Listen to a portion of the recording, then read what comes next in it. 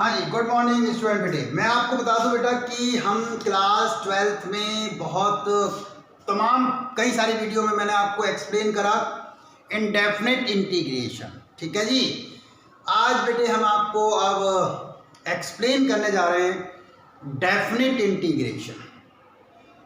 Indefinite और definite integration में बेटे केवल एक ही डिफरेंस है कि अगर हम इंडेफिनिट इंटीग्रेशन की बात करते हैं तो इंडेफिनिट इंटीग्रेशन में जो क्वेश्चंस के आंसर्स हैं वो वेरिएशन होते हैं, मतलब वेरी कर सकते हैं। बट अगर हम इंडेफिनिट इंटीग्रेशन की बात करेंगे तो यहाँ पे जो हमारे क्वेश्चंस के आंसर्स हैं वो बिल्कुल फिक्स्ड होने वाले हैं, वेरिएट नहीं करने वाले हैं, यानी कि बिल्कुल फिक्स रहेंगे। ठीक है जी।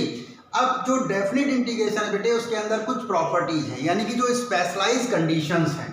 पहले बेटे हम स्पेशलाइज्ड कंडीशंस के बारे में एक्सप्लेन करते हैं, उसके बाद में फिर उसके कुछ एग्जांपल्स भी आपको डेफिनिट इंटीग्रेशन के एक्सप्लेन करेंगे। ठीक है जी। देखो, सबसे जो पहली प्रॉपर्टी है बेटे, अगर हम डेफिनिट इंटीग्रेशन में कोई वैल्यू सब्स्टिट्यूट करते हैं, कॉन्सेंट्रेट करना, अगर कोई वैल्यू सब्स्टिट्यूट करते हैं तो उसके रिजल्ट पर कॉन्सेंट्रेट करें, उसके रिजल्ट पे कोई फर्क नहीं पड़ने वाला है। मीन्स अगर बेटे मैं इंटीग्रेशन अगर a टू b और fx की बात करता हूं, यानी कि ये मैं इंटीग्रेशन को कैलकुलेट कर रहा हूं, अगर मैं इस इंटीग्रेशन को कैलकुलेट करता हूं या इसके अंदर कोई सब्स्टिट्यूशन करने के बाद कोई कैलकुलेशन करता हूं तो मेरे इंटीग्रेशन के रिजल्ट पर कोई फर्क नहीं पड़ेगा। ये बेटे सबसे पहली प्रॉपर्टी है, यानी कि इंटीग्रेशन a टू b और f और t मीन्स इसका रिजल्ट हमारे पास सेम रहने वाला है। ठीक है जी। अब सेकंड प्रॉपर्टी, हम प्रॉपर्टी नंबर सेकंड की बात करते हैं। अगर बेटे इंटीग्रेशन में मैं लिमिट यानी कि a टू b और fx और मेरे पास में dx है, ओके। अगर बेटे मैं इंटीग्रेशन में लिमिट को इंटरचेंज करता हूं, मीन्स जो लोअर लिमिट है उसको बेटे मैं अपर लिमिट बनाता हूं और जो अपर लिमिट है मैं उसको लोअर लिमिट बनाता हूं, तो मेरे पास में क्या होने वाला है कि जो इसका रिजल्ट है वो बेटे निगेटिव हो जाएगा। Means minus integration a to b, मतलब हमारे पास में b टू a और fx और dx हो जाएगा बेटा मेरे पास में सेकंड प्रॉपर्टी। अब हम एक काम करते हैं, प्रॉपर्टी नंबर 3 की बात करते हैं। तो मैंने आपको पहली प्रॉपर्टी बताई कि अगर हम डेफिनिट इंटीग्रेशन के अंदर कोई पॉइंट सब्स्टिट्यूट करते हैं तो उसके रिजल्ट पे कोई फर्क नहीं पड़ता है। सेकंड प्रॉपर्टी बताई बेटे मैंने आपको कि अगर मैं इंटीग्रेशन की लिमिट को इंटरचेंज करता हूँ, मीन्स लिमिट मेरे पास a टू b है और मैं लिमिट को b टू a कर देता हूँ, तो मेरे पास में जो इंटीग्रेशन का जो रिजल्ट है, कॉन्सेंट्रेट करें, इंटीग्रेशन के जो रिजल्ट है उसमें मेरे पास में क्या होने वाला है कि उसका जो रिजल्ट है वो नेगेटिव हो जाएगा। ठीक है जी। इसके बाद बेटे मेरे पास में प्रॉपर्टी नंबर 3 आती है। अब हमारे पास में बेटे अगर कोई एक इंटीग्रेशन की, देखिएगा बेटा मेरे पास में इंटीग्रेशन अगर मेरे पास बेटे a टू b और fx dx है, ओके। अब बेटे जो हमारे पास में ये a to b fx dx है, इनके बीच में यानी कि a और b के बीच में हम कोई एक पॉइंट ले लेते हैं, c, एनी पॉइंट ले लेते हैं। अगर वो c अगर इसको लाई करता है तो बेटे मैं इस रिजल्ट को रिटर्न कर सकता हूं इंटीग्रेशन c टू b और fx और dx, ओके, और प्लस में इंटीग्रेशन हमारे पास में इंटीग्रेशन a टू c, ठीक है जी, और fx और dx, ओके। मैं बेटे ये वाले रिजल्ट को कैलकुलेट करूं या ये रिजल्ट को कैलकुलेट करूं तो मेरे पास में इंटीग्रेशन की जो रिजल्ट है वो बिल्कुल क्लियर आने वाली है। अब बेटे मैं जो ये प्रॉपर्टी बताने जा रहा हूँ, प्रॉपर्टी नंबर 3 और प्रॉपर्टी नंबर 4, ये दोनों प्रॉपर्टी हमारे एग्जाम में भाई बहुत डिस्कस होती हैं, ओके। प्रॉपर्टी नंबर 3, कॉन्सेंट्रेट करना बेटे, इंटीग्रेशन a टू b और fx और बेटे अगर हम dx की बात करते हैं तो हमारे पास में प्रॉपर्टी है integration a to b f और a प्लस b माइनस में x और dx। ठीक है। हम बेटे ये वाले इंटीग्रेशन को कैलकुलेट करें a to b fx dx, और integration a to b f a plus B minus X और dx को कैलकुलेट करें। तो हमारे पास में बेटे जो इंटीग्रेशन का रिजल्ट है वो सेम आने वाला है, इंटीग्रेशन का जो रिजल्ट है वो सेम आने वाला है। अब बेटे अगर हम बात करते हैं प्रॉपर्टी नंबर 4 की, ठीक है जी, फोर्थ प्रॉपर्टी, उसके अंदर बेटे हमने क्या ले लिया, 0 टू a ले लिया। ओके, अब देखिए बेटा हम प्रॉपर्टी नंबर 4 की बात करने वाले हैं। हमने अब fourth property integration 0 to a और fx और dx लेने वाले हैं।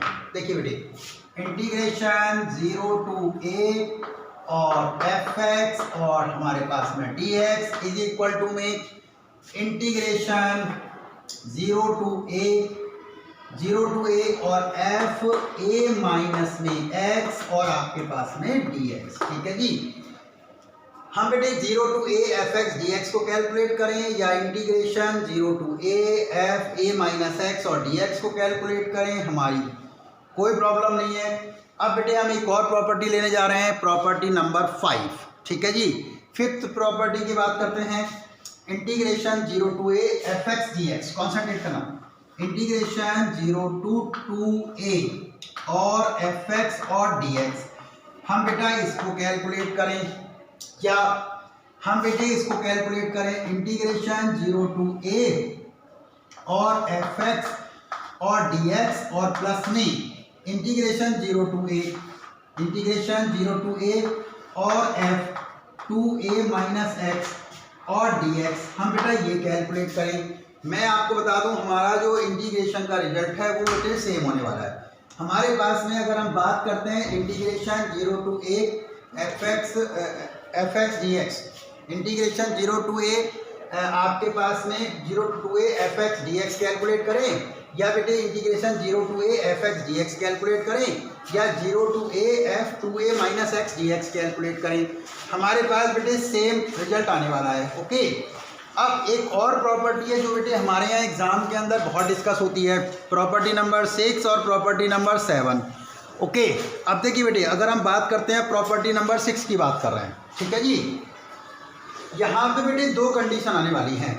हमने चेक करना पड़ेगा कि हमारे पास में एक हमारे यहाँ फंक्शन होता है बेटा इवन फंक्शन और एक होता है बेटे हमारे यहाँ ऑड फंक्शन।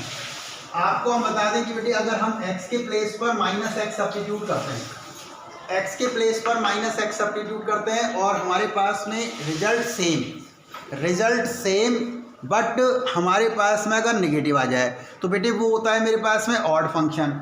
और यदि अगर बेटे हम आपको बता दें हमारे पास में अगर हम बात करते हैं आपकी x के प्लेस पर माइनस एक्स लिखते हैं और वहाँ पे अगर हमारे पास फंक्शन सेम रहे और पॉजिटिव रहे तो वो बेटे इवन फंक्शन है। हमारे पास में बेटा इंटीग्रेशन 0 टू 2a और ये fx और हमारे पास में dx है। ठीक है जी, तो देखिएगा बेटा पहले कंडीशन है कि हमारे पास में इसका आंसर होने वाला है 2 इंटीग्रेशन 0 टू a और fx और आपके पास में dx होने वाला है। इसकी बेटे एक कंडीशन है, इसकी एक कंडीशन है बिकॉज इसकी एक कंडीशन है बेटा because f 2a minus X is equal to में fx होना चाहिए, मतलब integration because f 2a minus X is equal to में fx होना चाहिए। अगर बेटा ऐसी कंडीशन होती है तो मेरे पास ये रिजल्ट होने वाला है। सेकंड वाली कंडीशन में कॉन्सेंट्रेट करें, सेकंड वाली कंडीशन में अगर जो सेकंड कंडीशन है मेरे पास में, अगर मेरे पास बेटे सेकंड कंडीशन है मीन्स f 2a माइनस में x इज इक्वल टू में माइनस fx होगा तो आपके पास में बेटा अगर ये सेकंड वाली कंडीशन है, सेकंड वाली कंडीशन, तो इस कंडीशन पे इंटीग्रेशन 0 टू 2a और fx और आपके पास dx इसका रिजल्ट बेटा 0 होने वाला है। ये वाली जो दोनों कंडीशन हैं ये बेटा साथ चलने वाली है और जो ये दोनों कंडीशन है बेटा ये दोनों कंडीशन साथ चलने वाली है। ठीक है जी, तो आप ध्यान रखें अगर ये कंडीशन है कि f 2a minus X is equal to minus fx तो आंसर 0 होने वाला है। ये कंडीशन है f 2a माइनस एक्स और fx तो आंसर ये होने वाला है। ठीक है जी, और फाइनली जो लास्ट कंडीशन है बेटी, जो लास्ट कंडीशन है जिसमें मैं बात कर रहा हूँ आपके पास में इवन फंक्शन या ऑड फंक्शन की। भाई देखो इसको और समझ लो। देखो मैं आपको बता दूं भाई, मैथमेटिक्स में आनंद लिया करो, तो ठीक है ना, तो आप मैथमेटिक्स पढ़ पाओगे। और यदि मैथमेटिक्स को बोरिंग तरीके से पढ़ोगे तो मैथमेटिक्स नहीं पढ़ सकते हो। ठीक है जी। अब देखिएगा बेटी, हमारे पास में लास्ट प्रॉपर्टी है जिसके अंदर हमने बात करी इवन फंक्शन की या ऑड फंक्शन की। ठीक है जी।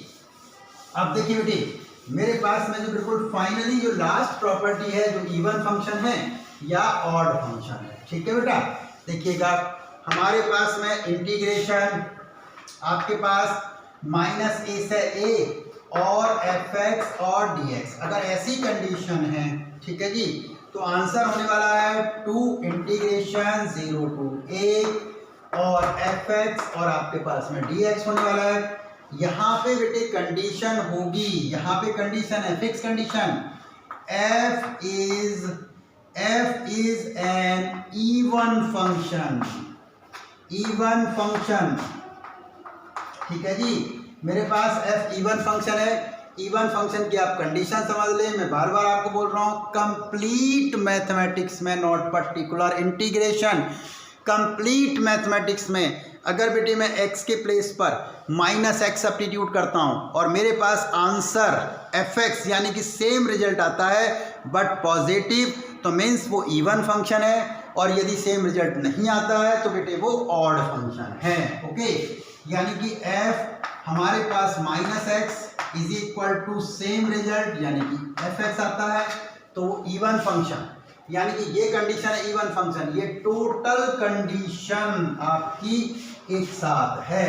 ये बेटे टोटल कंडीशन एक साथ है जिसमें हम बात कर रहे हैं इवन फंक्शन की। ठीक है जी। सेकंड वाला पॉइंट है बेटे मेरे पास में ऑड फंक्शन। ठीक है, देखो ये बड़ा इंपॉर्टेंट कॉन्सेप्ट है इवन फंक्शन का और ऑड फंक्शन का। जो सेकंड वाला पॉइंट बेटे मैं बात कर रहा हूँ वो मेरे पास में है ऑड फंक्शन। ठीक है भाई, अब हम बात कर लेते हैं बेटे ऑड फंक्शन की। ठीक है जी, देखो बेटा हमने अब सेकंड पॉइंट बात कर ली है हमने, हमारे पास में ऑड फंक्शन। हमारे पास में बेटा इंटीग्रेशन -a से a और आपके पास में fx और आपके पास dx है। आपका रिजल्ट बेटा 0 होने वाला है, रिजल्ट 0 होने वाला है। यहाँ पे कंडीशन है कि f is an odd function. ठीक है भाई, ऑड फंक्शन, ये मेरे पास में ऑड फंक्शन है। और आपके पास ऑड फंक्शन की डेफिनेशन है बेटा कि f आपके पास -x, रिजल्ट माइनस में आपके पास fx है। अगर ये कंडीशन है, ये बेटा टोटल कंडीशन आपके पास में है ऑड फंक्शन की। ध्यान रखें बेटे, मैं आपको बार बार बोल रहा हूँ, जो मैंने आपको ये इवन और ऑड फंक्शन की कंडीशन बताई है ये कंप्लीट मैथमेटिक्स के लिए है, नॉट पर्टिकुलर स्पेशलाइज्ड मैथमेटिक्स के लिए। ठीक है भाई। अब देखिए बेटे, अब हम आपको बताते हैं कि अगर हम कोई हमारे पास लिमिट का एक क्वेश्चन है, हम उस लिमिट के क्वेश्चन को कैसे कैलकुलेट करेंगे। ठीक है भाई, सबसे पहले एक बिल्कुल सिंपल सा क्वेश्चन ले लेते हैं हम लिमिट का, बिल्कुल सिंपल सा क्वेश्चन। ठीक है, एक्सरसाइज 7.9 NCERT फर्स्ट क्वेश्चन। ठीक है जी, मतलब लिमिट का एक सबसे इंपॉर्टेंट क्वेश्चन, मतलब एक बिल्कुल सिंपल सा क्वेश्चन लेते हैं। ओके, फिर मैं आपको बताता हूँ कि हम उसमें लिमिट कैसे सब्स्टिट्यूट करेंगे। उसके बाद में फिर हम आपको एग्जाम्पल देंगे कि जो टेक्निकल क्वेश्चंस हैं जो हमारे एग्जाम के अंदर बहुत आते हैं। ठीक है, अब आपको पहले लिमिट कैलकुलेट करना सिखा देते हैं। इंटीग्रेशन -1 से 1, बेटे जो आपकी नीचे साइड में लिखी है ये है लोअर लिमिट, जो अपर साइड में लिखी है ये है अपर लिमिट। ठीक है, तो लिमिट को रीड करने का तरीका है lower to upper, lower to upper. और आपके पास फंक्शन है x प्लस में 1 और आपके पास में dx। ठीक है जी। अब देखो मैं आपको बता दूं बेटे कि इंटीग्रेशन को कैलकुलेट करने का तरीका तो सेम ही है, बिल्कुल सेम। मैंने आपको पहले ही बताया था कि इंटीग्रेशन मेरे पास में इंडिविजुअल है। ठीक है जी, मतलब बाउंडेड है। तो आपको सबसे पहले क्या करना पड़ेगा बेटा, इंटीग्रेशन जैसा आप इंडेफिनिट इंटीग्रेशन में कैलकुलेट कर रहे थे उसी टाइप से ही आपको कैलकुलेट करना है। सबसे पहले बेटे आपको एक काम करना है कि जो क्वेश्चंस हैं उसको आप सेपरेट कर लोगे, मतलब x को अलग कर लोगे और 1 को अलग कर लोगे। ठीक है जी, मतलब आप बिल्कुल ध्यान रखें, जैसे आपने इंडेफिनिट इंटीग्रेशन में कैलकुलेट करा है उसी टाइप से आपने कैलकुलेट करना है। तो आपके पास इंटीग्रेशन -1 से 1 x और आपके पास dx हो गया, प्लस में इंटीग्रेशन -1 से 1 और dx हो गया। ठीक है जी, अब आप पहले इसका इंटीग्रेशन कर लीजिए, इसका इंटीग्रेशन कर लीजिए। लिमिट तो आपकी लास्ट में सब्स्टिट्यूट होनी है। अब x का इंटीग्रेशन क्या होने वाला है बेटा, x² होने वाला है। ठीक है, और ये हो गया बेटा आपका -1 से 1 और प्लस में ये आपका क्या होने वाला है बेटे x, ये हो गया -1 से 1। हमने बेटे इंटीग्रेशन तो कैलकुलेट कर लिया। अब लिमिट को सब्स्टिट्यूट करने का तरीका है बेटे अपर लिमिट माइनस में लोअर लिमिट। फिर दोबारा ध्यान से सुने, अपर लिमिट माइनस में लोअर लिमिट। ओके, सबसे पहले बेटे इस क्वेश्चन को अच्छे से लिख लेते हैं। ये आपके पास हो गया बेटा x² और यहाँ पे -1 से 1 हो गया और प्लस में यहाँ पे बेटा x, ये आपके पास हो गया -1 से 1। अब बेटे हम यहाँ पे लिमिट को सब्स्टिट्यूट करते हैं, मीन्स अपर लिमिट माइनस में लोअर लिमिट। ठीक है भाई, अपर लिमिट मेरे पास में 1 है तो x के प्लेस पर हमने 1 लिखा तो बेटे 1/2 आ गया, माइनस में लोअर लिमिट। यहाँ पे -1 है बेटे, -1 का स्क्वायर करेंगे तो 1 ही आने वाला है, तो मीन्स 1/2 हो गया और प्लस में। ठीक है जी, अब हम यहाँ पे भी सब्स्टिट्यूट कर लेते हैं बेटा कि अपर लिमिट माइनस में लोअर लिमिट। अपर लिमिट कितनी है बेटा 1 है, -1 लोअर लिमिट कितनी है -1 है। ठीक है जी, तो आप बिल्कुल ध्यान रखें कि हमारे पास में ये इसका आंसर था अपर लिमिट -1 लोअर लिमिट। ये तो बेटा आपका कैंसिल होने वाला है, तो 1 की 1 में प्लस करेंगे तो हमारे पास 2 आंसर आ जाएगा। तो आप ये देखो कि मैं आपको बता दूं कि अगर आपके पास लिमिट को जो डेफिनेट इंटीग्रेशन में है, डेफिनेट इंटीग्रेशन में सबसे मेन काम है कि हमारे पास में आपकी प्रॉपर्टीज़, जो आपने प्रॉपर्टीज़ लर्न कर रखी हैं। ठीक है जी, और उसके बाद में बेटे मैं आपको बता दूं कि जो हमारे पास में आपकी जो प्रॉपर्टीज़ हैं वो लर्न करनी है। उसके बाद नेक्स्ट वीडियो के अंदर या नेक्स्ट क्लास के अंदर मैं आपको इसके बहुत सारे जो टेक्निकल क्वेश्चंस हैं वो आपको एक्सप्लेन करने वाला हूँ। ठीक है जी, और आप खूब इंजॉयमेंट करें मैथमेटिक्स में, मैथमेटिक्स को बर्डन ना माने, मैं आपको बार बार बोल रहा हूँ, मतलब इंटरेस्ट लेके मैथमेटिक्स को पढ़ें। ओके, ठीक है जी, तो आप इस चीज़ का ज़रूर ध्यान रखें बेटा। Thank you very much.